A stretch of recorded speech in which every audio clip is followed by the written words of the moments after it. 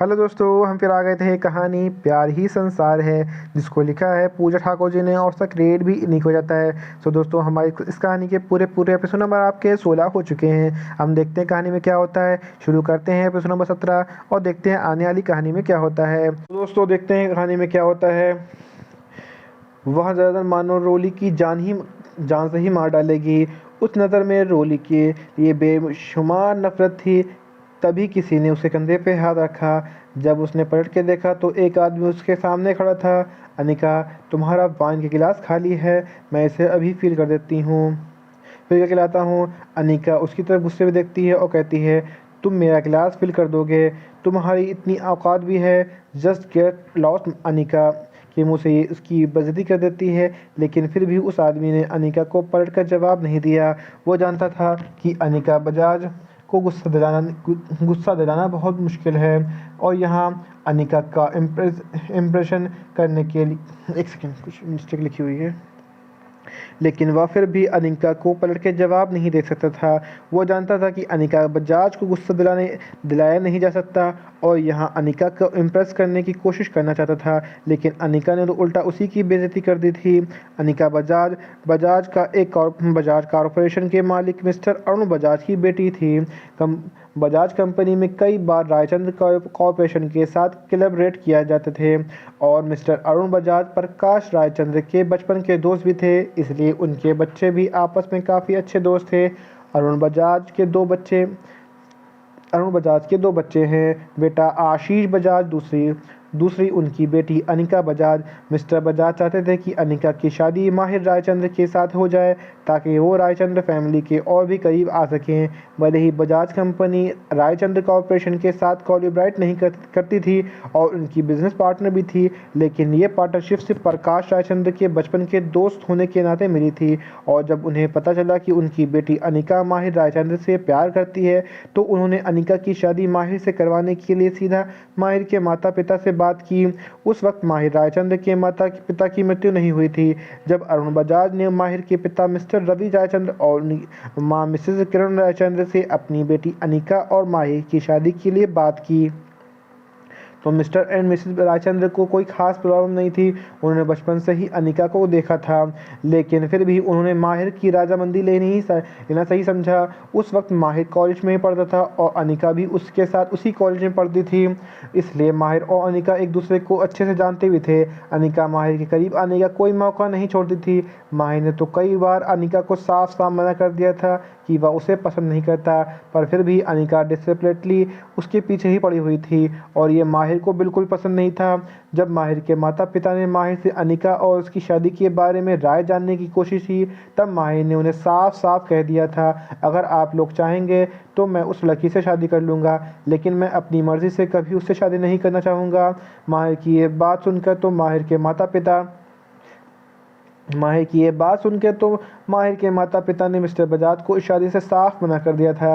Mister Bajaj ने उन्हें समझाने की कोशिश की कि इस शादी से दोनों फैमिली की काफ़ी ज़्यादा फ़ायदा होगा, लेकिन माहिर के माता पिता ने मिस्टर बजाज को साफ मना कर दिया और ये कह दिया कि उनके लिए उनके बेटे की खुशी ज़्यादा मायने रखती है। उनका बेटा जहाँ चाहेगा, जिससे चाहेगा, उसी लड़की से माहिर की शादी करवाएंगे, चाहे उसका कोई भी फैमिली बैकग्राउंड क्यों ना हो। इस बात से वीरेंद्र रायचंद्र की बहुत सहमत हुए थे। मिस्टर बजाज ने जब माहिर के माता पिता और उनके दादाजी से साफ ना सुनकर मिस्टर बजाज को काफ़ी गुस्सा भी आया था, लेकिन मिस्टर बजाज ने हार नहीं मानी। वह किसी भी सूरत में अपनी बेटी अनीका की शादी माहिर से ही करवाना चाहते थे, क्योंकि माहिर रायचंद्र कॉरपोरेशन का 50% का इकलौता वारिस बनता है और अपनी बेटी के ज़रिए वह रायचंद्र कॉरपोरेशन में अपनी पार्टनरशिप बढ़ाना चाहते थे। फिर मिस्टर बजाज ने अपने बचपन के दोस्त प्रकाश रायचंद्र से भी इस रिश्ते को करवाने के लिए जोर दिया, लेकिन प्रकाश रायचंद्र ने भी मना कर दिया कि माहिर उनके बड़े भाई और भाभी का बेटा है, इसलिए माहिर की शादी का फैसला लेने का हक और सिर्फ उनके बड़े भैया और भाभी का, उनके पिता का है। सबकी ऐसी ना सुनकर मिस्टर बजाज की बहुत गुस्सा आता है। वो चाहकर भी इस सिचुएशन में कुछ नहीं कर सकते थे। आखिर वो रायचंद्र फैमिली से मिलने वाला बेनिफिट खोना नहीं चाहते थे। लेकिन अनिका ने हार नहीं मानी और अब तक माहिर के पीछे पड़ी हुई है। उसने कई बार माहिर को सबके सामने प्रपोज भी किया, लेकिन माहिर ने हर बार उसे रिजेक्ट ही किया है। एक बार तो अनिका ने माहिर को ड्रग्स देकर उसके सामने बिना कपड़ों के खड़ी हो गई थी। उसे लगा कि वो इस तरह माहिर को अपने बनाने में कामयाब हो जाएगी, लेकिन माहिर का खुद का काफ़ी अच्छा कंट्रोल था और उसने अनिका को अपने कमरे से बाहर उसी हालत में फेंक दिया। अनिका बिना कपड़ों के माहिर के होटल के रूम के बाहर फेंकी गई थी, लेकिन शुक्र था कि उस वक्त होटल की लॉबी में कोई नहीं था और उसका कमरा भी माहिर के कमरे के पास ही था। इतनी बुरी तरह से माहिर से रिजेक्ट होने के बाद भी अनिका माहिर के पीछे नहीं छोड़ती थी। उसे पता था कि माहिर सिर्फ और सिर्फ उसके साथ ही नहीं बल्कि हर लड़की के साथ ऐसा ही कठोर और पत्थरदिल है। वह किसी लड़की को अपने आसपास भटकने भी नहीं देता। इसलिए उसे एक उम्मीद थी कि वह एक दिन माहिर को अपना बना ही लेगी, लेकिन आज उसकी ये उम्मीद भी टूट चुकी थी जब उसने माहिर को रोली के इतने करीब देखा। अनिका को कभी नहीं लगा कि माहिर जैसा इंसान कभी किसी लड़की के लिए इतना सॉफ्ट कॉर्नर भी रख सकता है, लेकिन जिस तरह वह माहिर की नज़रों से में रोली के लिए अफेक्शन देख रही थी, उससे तो पूरी तरह से बदन बदन में आग लग चुकी थी और अब वह रोली को जान से ही मार देना चाहती थी। अनिका बजाज का ध्यान तब टूटा जब उसके कानों में पार्टी का रोमांटिक म्यूजिक बजने लगा। उसने नज़र उठा कर देखा तो कभी रायचंद्र ने डांस के लिए जिया का एक हाथ थाम रखा था और दूसरे हाथ में उसकी पतली कमर पकड़ रखा था। जिया ने भी कबीर के कंधे पे अपना हाथ रखा हुआ था और उसके साथ डांस करने लगी। थोड़ी देर तक माहिर यूं ही खड़ा रहा, फिर थोड़ी देर बाद हिचकिचाते हुए माहिर रोली के पास आके खड़ा हो जाता है और उसके सामने डांस के लिए अपना एक हाथ बढ़ाता है। रोली भी माहिर का हाथ थाम लेती है और खुद ही उसके करीब आके खड़ी होती है। जब माहिर अपने हाथ में रोली का हाथ रखता है तो माहिर मन ही मन बहुत खुश होता है और उसके दिल और दिमाग में बस एक ही बात चल रही थी, तेरे हाथ में मेरा हाथ हो, उम्र हम यूं ही साथ हो। कोइंसिडेंटली इस वक्त पार्टी में यही रोमांटिक म्यूजिक भी प्ले हो रहा था। ये गाना माहिर के दिल का हाल साफ साफ बयां कर रहा था। माहिर रोली को एक दूसरे के हाथों में हाथ लिए डांस करने जाते हैं। वो चारों एक रोमांटिक माहौल बना चुके थे और लोग उन्हें देखे जा रहे थे, लेकिन अनिका उसका तो खून खौल रहा था। जब वह रोली को माहिर के इतने करीब आते हुए देख रही थी तो उसका मन कर रहा था कि वो रोली के बाल पकड़ के उसे ज़मीन पर धक्का दे दे, लेकिन वो ऐसा कर नहीं सकती थी। अनिका की जलन बढ़ती जा रही थी। आंखों में रोली के लिए गुस्सा लेकर अनिका रोली की तरफ आगे बढ़ती है। यहीं पे कहानी का एपिसोड नंबर आपका 17 कंप्लीट होता है। मुझे लगता वक्त है तो मैं इसी में कहानी का एपिसोड नंबर 18 ऐड करता हूँ और देखता हूँ कहानी में क्या होता है। अनिका बस रोली को घूरते हुए आगे बढ़ती जा रही थी। उसने एक वेटर से एक वाइन का गिलास ले लिया और वो सीधा रोली के मुंह पे मारना चाहती थी, लेकिन इससे पहले अनिका रोली के चेहरे के पर वाइन गिरा कर मार पाती, उससे पहले किसी ने उसका हाथ ज़ोर से पकड़ लिया और उसे पार्टी से खींचता हुआ बाहर लेके चला गया। अनिका जो रोली के साथ करना चाहती थी वो कर नहीं पाई। उसने गुस्से में उस आदमी को देखा। वह आदमी अनिका का बड़ा भाई आशीष बजाज था। भाई मेरा हाथ छोड़िए, ये क्या तरीका है? आप मुझे यूँ पार्टी से खींचते हुए बाहर क्यों ले आए? आशीष बजाज गुस्से में, मेरा तरीका कहो या तुम्हारा तरीका क्या है? ये क्या पागलपन करने जा रही थी तुम?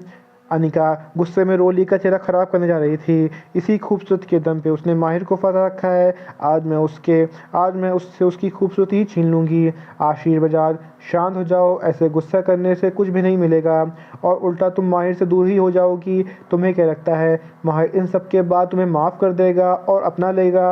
ये तुम्हारी सबसे बड़ी गलतफहमी है।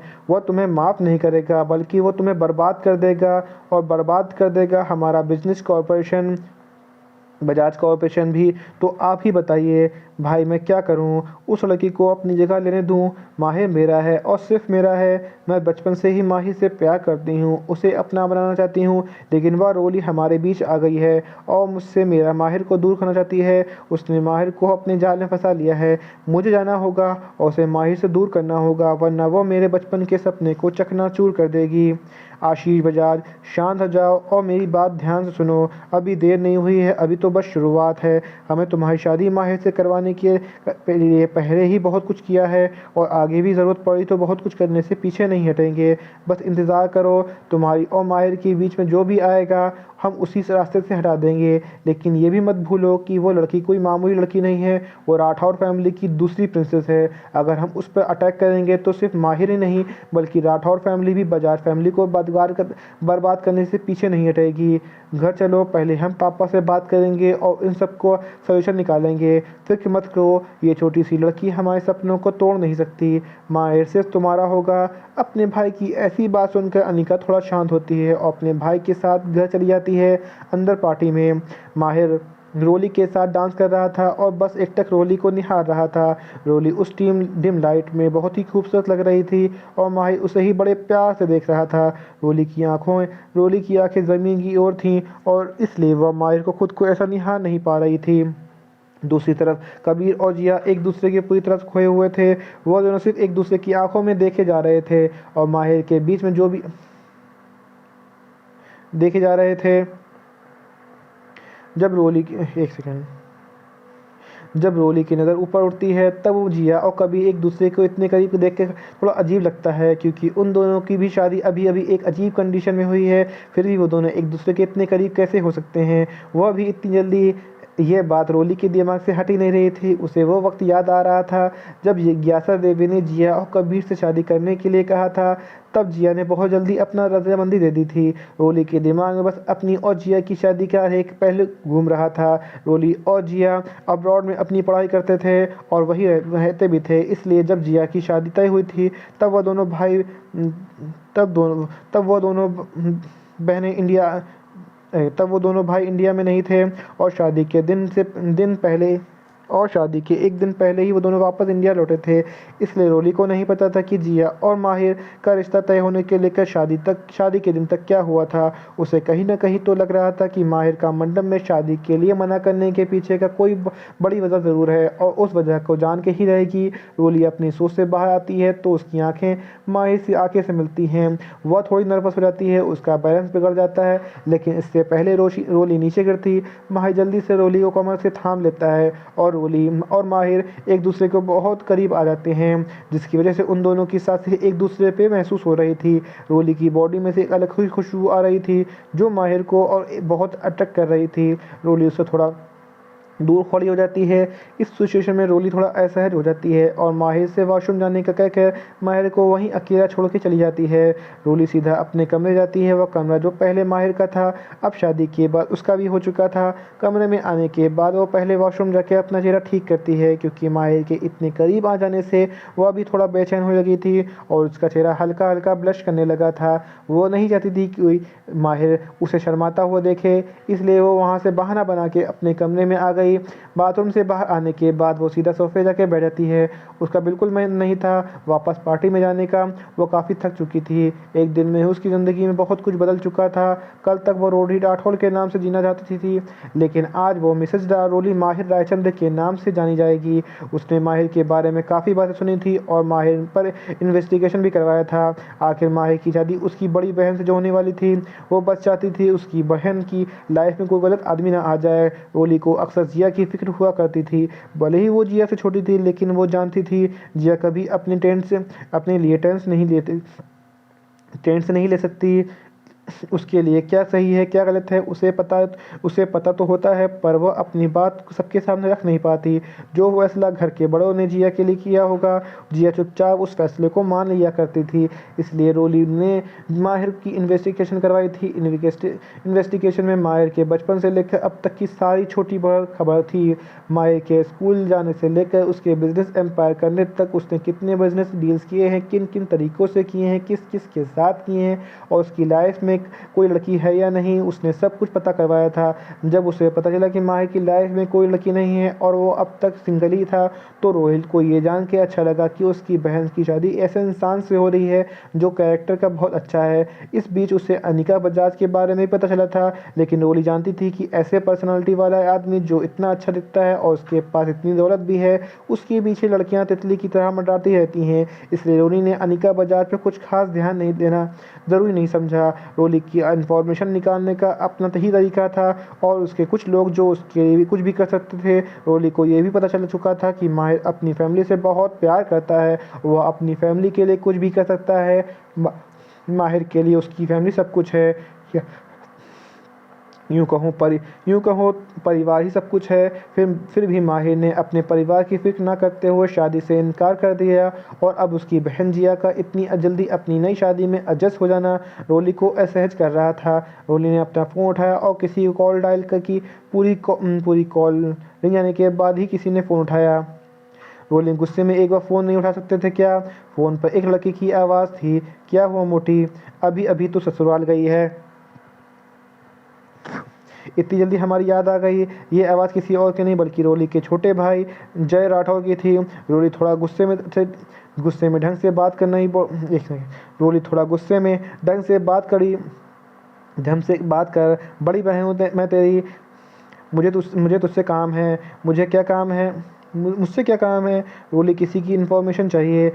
जय, माहिर रायचंद्र की इन्फॉर्मेशन तो तूने निकाल ही ली थी जब उनकी जिया दीदी से शादी होने वाली थी। अरे नहीं, माहिर जी की इन्फॉर्मेशन नहीं चाहिए। जय छेड़ते हुए, तो अब तू माहिर रायचंद्र को प्यार से माहिर जी कह के बुलाती है? बोली, बकवास बंद कर, जो कह रही हूँ बस वही कर। जय थोड़ा सीरियस होते हुए, अच्छा बताओ किसकी इन्फॉर्मेशन करनी है? बोली थोड़ा देर चुप हो जाती है। जय, क्या हुआ, अब बोलती क्यों नहीं? किसकी इन्फॉर्मेशन निकाली है? जिया, रोली दी। जय चौंक कर, क्या कहा तूने? जिया दी की इन्फॉर्मेशन निकाली है। जय चौंक जाता है कि रोली तुम्हारा दिमाग तो ख़राब नहीं हो गया? तुम जिया दी की इन्फॉर्मेशन क्यों निकलवाना चाहती हो? रोली, जितना कहा है उतना कर, मैं तुझे सब बाद में बताऊंगी। नहीं, मुझे पहले बता। रोली गुस्से में, ये मेरा ऑर्डर है। जय फिर से कुछ बोल नहीं पाता, ओके कहकर सीधा फ़ोन रख देता है। इस वक्त रोली की आंखों में एक अजीब सा खालीपन था। उससे अपनी ही बहन पर शक हो रहा था कि कहीं गलत उसकी बहन तो नहीं। रोली के बारे में बहुत कुछ ऐसा था जो जय के अलावा कोई भी नहीं जानता था, जिया और उसकी फैमिली में नहीं। यहीं पे कहानी का एपिसोड नंबर आपका 18 कंप्लीट होता है। सो दोस्तों, आपको एपिसोड नंबर 18 कैसा लगा हमें कमेंट करके ज़रूर बताइएगा। कहानी कोई ऐसा अंश, ऐसा भाग जो आपको समझ में ना आया हो, आप कोड पर लगा हो, तो अभी हमें कमेंट करके ज़रूर बताइए। कहानी अच्छी लगी तो उसको लाइक कीजिएगा, शेयर कीजिएगा, चैनल को सब्सक्राइब कर लीजिएगा ताकि आपको हमारी आने वाली अगली वीडियो तक आसानी से पहुंच सके। सो दोस्तों, हम फिर मिलेंगे एक नए वीडियो के साथ, एक नए एपिसोड के साथ। तब तक के लिए मुझे इजाज़त दीजिए। धन्यवाद दोस्तों।